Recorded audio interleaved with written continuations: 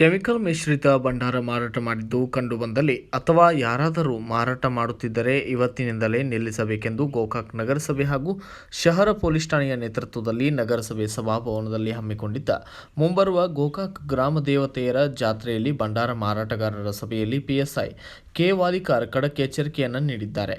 ಗೋಕಾಕ್ ಗ್ರಾಮ ದೇವತೆಯ ಜಾತ್ರೆಯಲ್ಲಿ ಲಕ್ಷಕ್ಕೂ ಮೀರಿ ಭಕ್ತರು ಸೇರುತ್ತಾರೆ. ಅಂತಹ ಸಮಯದಲ್ಲಿ ಭಕ್ತರಿಗೆ ಯಾವುದೇ ಕೆಮಿಕಲ್ ಮಿಶ್ರಿತ ಭಂಡಾರ ಅನ್ನುವುದು ಗೊತ್ತಿರುವುದಿಲ್ಲ. ಹೀಗಾಗಿ ಒಬ್ಬರಿಗೊಬ್ಬರು ಕೆಮಿಕಲ್ ಮಿಶ್ರಿತ ಭಂಡಾರ ಎರಚುವುದರಿಂದ ಕೆಮಿಕಲ್ನಿಂದ ಹಲವಾರು ರೋಗಗಳು ಬರುತ್ತವೆ.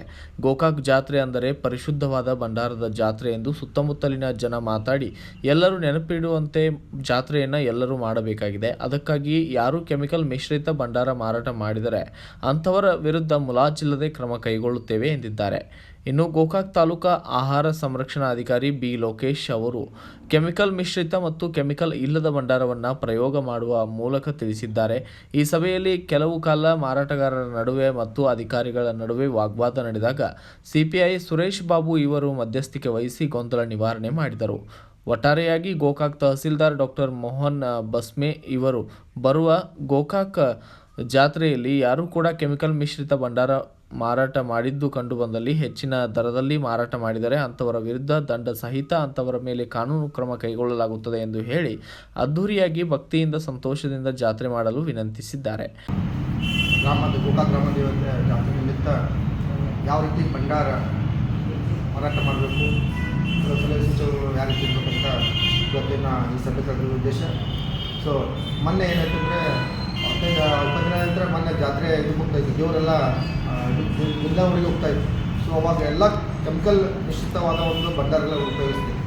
ಅದರಿಂದ ಎಷ್ಟು ದುಷ್ಪರಿಣಾಮ ಅಂದರೆ ಆಲ್ಮೋಸ್ಟ್ ಎಲ್ಲರಿಗೂ ಸ್ವಲ್ಪ ಆರೋಗ್ಯ ಹೆಲ್ತ್ ಇಶ್ಯೂ ಆಯಿತು, ಇನ್ಕ್ಲೂಡಿಂಗ್ ನನಗೂ ಆಯಿತು. ಯಾಕಂದ್ರೆ ನಾನು ಒಳಗಡೆ ಇದ್ದೆ, ಫುಲ್ ನನಗೆ 3-4 ಡೇಸ್ ಫುಲ್ ಕೋಲ್ಡ್ ಕೆಮ್ಮು ಆ ಥರ ಒಂದು ದುಷ್ಪರಿಣಾಮ ಆಯಿತು. ಸೊ ಸ್ವಲ್ಪ ಜನ ಇದು ಒಂದು 5,000-10,000 ಜನ ಇದ್ದರು. ಈ ಜಾತ್ರೆ ಏನಪ್ಪ ಅಂದರೆ ಒಂದು 15ರಿಂದ 25 ಲಕ್ಷ ಜನ ಎಸ್ಟಿಮೇಟ್ ಇದೆ ನಮಗೆ. ಸೊ ಅದು ಕಂಟಿನ್ಯೂಸ್ 4ರಿಂದ 5 ದಿನ ಏನಪ್ಪ ಅಂದರೆ ಭಂಡಾರ ಒನ್ನಾಟ ಇರ್ಬೋದು, ರಥದಿಂದ ಇರ್ಬೋದು. ಅವಾಗ ಏನಪ್ಪ ಅಂದರೆ ಎಲ್ಲರೂ ಇದು ಯೂಸ್ ಮಾಡ್ತೀವಿ, ಭಂಡಾರ ಯೂಸ್ ಮಾಡಿ. ಸೊ ಆದ ಕಾರಣ ಸೊ ಇವು ಭಂಡಾರ ಏನೇನಪ್ಪ ಅಂತಂದ್ರೆ ನಾನು ನೋಡಿದಂಗೆ ಈ ಸಿಮೆಂಟ್ ಮಿಶ್ರಿತ ಆಗಿರ್ತದೆ. ಆಮೇಲೆ ಈ ವುಡನ್ನ ಕೊಟ್ಟು ಹಿಟ್ಟು ಅದು ಲಾಸ್ಟ್ ಮಿಕ್ಸ್ಡ್ ಪೌಡರ್ ಇರ್ತದೆ. ಸೊ ಇದರಿಂದ ಆರೋಗ್ಯ ದುಷ್ಪರಿಣಾಮ. ಸೊ ಅದಕ್ಕೆ ಮಾನ್ಯ ತಹಶೀಲ್ದಾರ್ ಸಾಹೇಬರು ಹೇಳ್ದಂಗೆ ನಾವು ಏನೆಲ್ಲರೂ ನಮ್ಮ ಫುಡ್ ಸೇಫ್ಟಿ ಇಲಾಖೆ ಇರ್ಬೋದು, ಆರೋಗ್ಯ ಇಲಾಖೆ, ಪೊಲೀಸ್ ಇಲಾಖೆ, ನಗರಸಭೆ ಇಲಾಖೆಗಳು ನಾವೆಲ್ಲ ಕೂಡ ಏನಪ್ಪ ಅಂದ್ರೆ ಒಂದು ತೀರ್ಮಾನ ಮಾಡಿದ್ದೀವಿ. ಒಂದೇ ವೇದಿಕೆ ಕಡೆ ಒಂದೇ ಸ್ಟಾಲ್ ಇನ್ಸ್ಟಾಲ್ ಮಾಡೋದು, ಒಂದೇ ಎಲ್ಲ ಏನು ಬರ್ತಾರೆ ನಿಮ್ಮ ಪ್ರಾಡಕ್ಟ್ರಿಂದ ಅಲ್ಲೇ ನೀವು ಹಾಕೋಬೋದು. ಕಂಪಲ್ಸರಿ ಎಲ್ಲ ಕಡೆಯಿಂದ ಅನುಮತಿ ತೊಗೊಬೇಕು. ಅನುಮತಿ ಇದ್ದರೆ ಮಾತ್ರ ನಾವು ಮಾರಾಟ ಮಾಡೋಕ್ಕೆ ನಾವು ಕೊಡ್ತೀವಿ. ಅದರ್ವೈಸ್ ಯಾವುದೇ ಕಾರಣಕ್ಕೂ ನಾವು ಅನುಮತಿ ಕೊಡೋದಿಲ್ಲ. ಇದಂತೂ ಸ್ಟ್ರಿಕ್ಟ್ಲಿ ಆಯಿತು. ಆಮೇಲೆ ಯಾರಾದರೂ ಕೆಮಿಕಲ್ ಮಿಕ್ಸ್ಡ್ ಭಂಡಾರ ಯೂಸ್ ಮಾಡಿದ್ರೆ ಅವ್ರ ಮೇಲೆ 100% ಕ್ರಿಮಿನಲ್ ಕೇಸ್ ಪ್ರಕರಣ ದಾಖಲೆ ಮಾಡ್ತೀವಿ.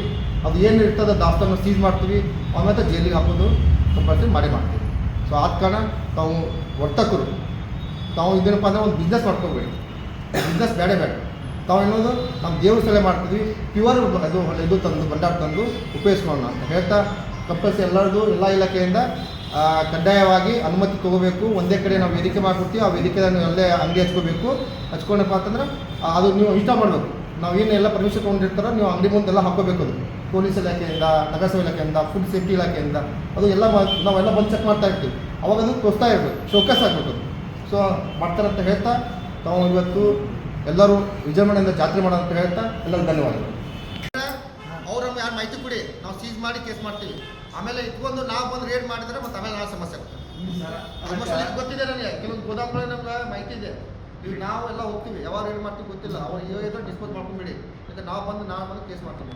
ಸರ್ ಅದಕ್ಕೆ ಸ್ಟ್ಯಾಂಡ್ ಕೊಡಬೇಕಲ್ಲ, ಈಗಾಗಲೇ ಸ್ಟಾಕ್ ಇಟ್ಟಿರ್ತಾರೆ, ಅದು ಮಾರಾಟ 15 ಸ್ಟಾಕ್ ಜಾತ್ರೆಗೆ ಮಾರಂಗಿಲ್ಲ ಸರ್. ಬೇರೆಯವರ ಬರೋರು ಅವರೆಲ್ಲ ಮಾರಕ್ಕೆ ಹೋಗ್ತಾರೆ, ಭಂಡಾರನ ಮಾರ್ತಾರೆ.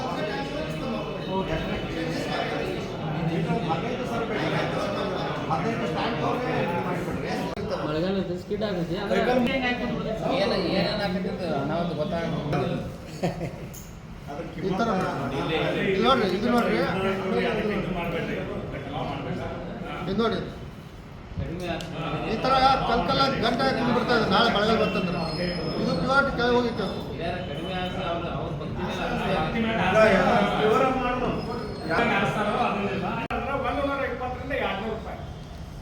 ಇಷ್ಟು ಕೆಳಗಂತೂ ನಿಮ್ಗೆ ಚಲೋ ಬಂದ ಯಾವುದು ಸಿಗಂಗಿಲ್ಲ. ಇದು ಸ್ಪಷ್ಟವಾಗಿ ತಿಳ್ಕೊಳ್ಳಿ. ನೀವು ಯಾವುದೋ ಒಂದು 120 ಹಿಡ್ಕೊಂಡು 200 ರೂಪಾಯಿ ಮಟ್ಟ ಕಿಲೋ ಸಿಗ್ತದಪ್ಪ, ಅದು ಪ್ಯೂರ್ ಬಂದಾಗ ಸಿಗ್ತೈತಿ. ಅದ್ರ ಒಳಗೆ ಏನು ಬರ್ತೈತಲ್ಲ, ಏನೋ ಸುಡಗಾಲ ಸಹಿತ ಕೂಡಿದ್ದೆಲ್ಲ ಬರ್ತೈತಿ. ಅದೆಲ್ಲ ಬೇಡ. ನೀವು ಎಲ್ಲ ಕಮಿಟಿ ಒಂದು ನೀವು ಕೂಡಿಸ್ಕೊಳ್ಳಿ. ಒಂದೇ ಕಡೆ ನೀವು ಯಾಕೆ ಒಂದು 5 ರೂಪಾಯಿ ತರಿಸ್ತೀವಿ, 10 ರೂಪಾಯಿ ತಂದು ಕೊಡಿ. ಒಂದೇ ಅವ್ರು ಅಲ್ಲೇ ಮತ್ತೆ ಎಷ್ಟು ಮಾಡ್ತಾರೆ, ಕಾಂಟ್ರಿಬ್ಯೂಷನ್ ಮಾಡ್ಕೊಳ್ಳಿ. ಬರೀ 8 ದಿನ ನೀವು 2 ದಿವಸ ಹಾಕಿದ್ರೆ ಟ್ರಕ್ ಗಂಟೆ ನಾ ತರ್ತೇವೆ ಅನ್ನೋದು 15 ಲಕ್ಷ ಸೆಲೆಕ್ಟ್ ಮಾಡ್ಕೊಂಡು ಸೆಲೆಕ್ಟ್ ಮಾಡಿ ನೀವೇ ಸೇಲ್ ಮಾಡಿ, ನಿಮ್ಮ ಗೋಡೌನ್ ನಾವು ಬಂದು ಹೋಯ್ತೀವಿ. ಹಂಗೆ ಮಾಡಿ ಹೋಯ್ತೀವಿ. ಹಾಗೆ ಸುಮ್ಮನೆ ಅವ್ರು ಅಂತ ಅವ್ರು ಅದೊಂದು ಅನ್ನೋ ಮೊದಲೇ ಇವರ್ಗೆ ರೇಟ್ ಮ್ಯಾಕ್ಸಿಮಮ್ ಬಿಡಿಂಗ್ ಅಂದ್ರೂ 170 ನಾವು ಈಗ 170 200 ಈಗ 1 kg ಪ್ಯೂರ್ ಮ್ಯಾಷಿನ್ ಪುಡಿನ ಬಿಸಿಲಿದ್ದಾಗಲಿ ಪ್ಯೂರ್. ಆಮೇಲೆ ಇದು ನಮ್ಮದು ಸಾಲ ಬರ್ತೈತೆ ರೀ 200 ರೂಪಾಯಿ ಚೀಲ, 20 ಕಿಲೋ ರೀ 200 ರೂಪಾಯಿ, 10 ರೂಪಾಯಿ ಕೆಜಿ ಬಿತ್ತು ಹೋಲ್ಸೇಲ್ ಆಗಿದೆ. ಹೊರ 15 ಮಾಡ್ತಾರೆ, 20 ಮಾಡ್ತಾರೆ, ಆದ್ಮೇಲೆ ಹೆಂಗ ಮಾರಲಿ. ಈಗ ಈಗಿನ ಕಾಲಮಾನ ಪ್ರಕಾರ ಯಾರಾಗಲಿ 200 ರೂಪಾಯಿ ಇಷ್ಟು ದಿವಸ ನಾವು ಕೊಡ್ಬೋದು ಮಾಡ್ಕೋತ ಬಂದ್ರಿ ಅವ್ರಿಗೆ 10 ರೂಪಾಯಿ ಕಿಲೋ. ಹಂಗೆಲ್ಲ ಈಗ ಕೊಡ್ಬೋದು ಬಂದವ್ರಿಗೆ ನಾವು ಒಮ್ಮೆ 160 ರಿಂದ 70 ರೂಪಾಯಿ ಕಿಲೋ ಕೊಟ್ಟಿದ್ದು 1 kg 170. ಇದು 1 kg 10 ರೂಪಾಯಿ. ಈಗ 170 ರೂಪಾಯಿ ನಾವು ಕೊಟ್ಟು ಅಂದ್ರೆ ಯಾರು ತಗೊಳ್ಕೊಳ್ಳಲ್ಲ. ಆಮೇಲೆ 10 ಚೀಲ ಭಂಡಾರ ಅಲ್ಲ, 1 ಚೀಲ ಸಿಗೋದು ಮ್ಯಾಷಿನ್ ಪುಡಿ ಆಯ್ತು ಒಪ್ಕೊಂಡ್ರೆ ನೀವು ಹೇಳ್ದಂಗೆ ಆಯ್ತು. ಏನೋ ಒಂದು ಸ್ವಲ್ಪ ಬಿಸಿಲಿಕೆ ಇಲ್ಲದು ತಗೋಬೋದು. ಅಗ್ನಿ ಕಡಿಮೆ ಅಂದ್ರೂ ಎಷ್ಟು ಬಿಡ್ಬೋದು ಸರ್, 100 ರೂಪಾಯಿ ಮ್ಯಾಲೆ ಅಂತ ಮೆಕ್ಕಿ ನೀವು ಹೇಳೋ ಪ್ರಕಾರ ಕೆಜಿಗೆ ಇದು ಕೆಜಿಗೆ ಅಂದರೆ ಇವರು ಏನು ಹೇಳ್ತಾರೆ ಬಿಸಿಲಿರುತ್ತೆ 20% ಅಷ್ಟು ಯಾವುದಾಗಲಿ ಬಣ್ಣಾರ ಬಿಸಿಲಿದ್ದರಿಂದ ಬಣ್ಣಾರ ಆಗಿರುತ್ತೆ.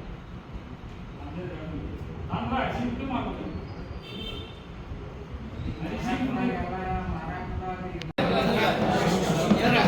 ನಾವು ಎಲೆಕ್ಷನ್ದಾಗ ಹೆಂಗೆ ನಾವು ಒಂದ ಕಡೆ ಒಂದು ಇದನ್ನ ಮಾಡಿರ್ತಿರ್ಲ, ಇದೇನೋ ಚೆಕ್ ಪೋಸ್ಟ್ ಆತ್ರಿ ಪರ್ಮಿಷನ್ ಸಲುವಾಗಿ ರೀ. ನಮ್ಮ ನಗರಸಭೆದಾಗ ಯಾವುದೋ ಒಂದು ಇದ್ರೊಳಗೆ ಹೇಳ್ತೀವಿ ನಾವು, ಅಲ್ಲಿ ಪರ್ಮಿಷನ್ ಯಾರು ಇರ್ತಾರೆ, ಪೊಲೀಸರು ಇರ್ತಾರೆ, ನಮ್ಮ ನಗರಸಭೆಯವರು ಇರ್ತಾರೆ, ಹೆಲ್ತ್ ಮತ್ತು ಫುಡ್ ಸೇಫ್ಟಿ ಎಲ್ಲರೂ ಒಂದೇ ಕಡೆ ಕೂತ್ಕೋತಾರೆ. ಯಾರಿಗೆ ನಿಮಗೂ ತೊಂದರೆ ಆಗಂಗಿಲ್ಲ ಪರ್ಮಿಷನ್ ತಗೋಕೆ. ಒಂದೇ ಕಡೆ ಬಂದಾಗ ನೀವು ಏನೇನು ಸ್ಯಾಂಪಲ್ ತರಿಸ್ತೀರಿ, ಏನು ತರಿಸ್ತೀರಿ ಅಂತ ಮೊದಲ ಅಲ್ಲಿ ಪರ್ಮಿಷನ್ ತಗೋ ಟೈಮ್ದಾಗ ಹೇಳ್ಬೇಕು ರೀ.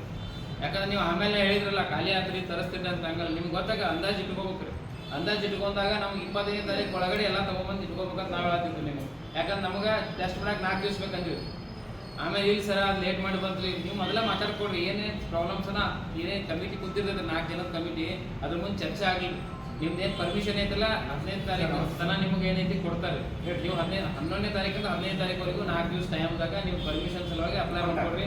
ಅದು ಪ್ರೊಸೀಜರ್ ನಿಮಗೆಲ್ಲ ವರ್ತಕರಿಗೆ ಹೇಳ್ತಾರೆ, ಒಂದು ನೋಟಿಸ್ ಮಾಡಿ ಅಂತ ಆ ಥರ ಮಾಡ್ಕೊಡ್ರಿ. ಮಿನಿಮಮ್ ಏನೋ 100 ಫೀಸ್ ಐತೆ ಅಂತ ಅಷ್ಟು ಥರ ಮಾಡ್ಕೋಬೇಕು. ಅಂದರೆ ನಿಮ್ಮ ಸೇಫ್ಟಿಗೋಸ್ಕರ ಮಾತಾಡತ್ತೀವಿ ರೀ, ನನ್ನ ಸೇಫ್ಟಿಗೋಸ್ಕರ ನಾವು ಮಾತಾಡತ್ತಿಲ್ಲ. ಮೊದಲು ನೀವು ಅರ್ಥ ಮಾಡ್ಕೊಡ್ರಿ ಎಲ್ಲರೂ.